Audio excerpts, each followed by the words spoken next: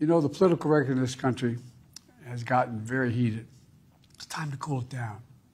We all have a responsibility to do that. Yes, we have deeply felt strong disagreements. Mena fawnyana biulala humi kama anka politiki funteni la Ameriki jamana kuntiki ka wili kanula akasarankani kerenkerene simpe jamana deuna ka bo biro oval la Ameriki masa so kono ako politiki te kele bulu kena ye mo be fra yoromina wa fitne mangante ka ke anga dungo du tabulu yi. Take stock of where we are, how we go forward from here.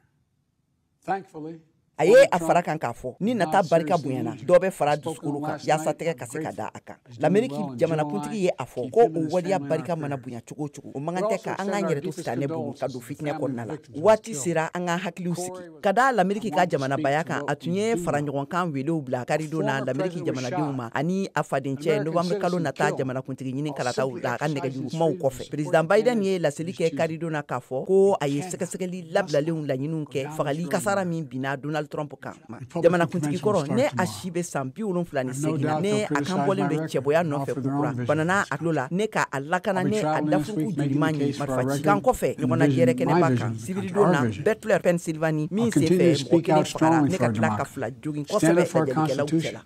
the rule of law to call for action at the ballot box, no violence on our streets.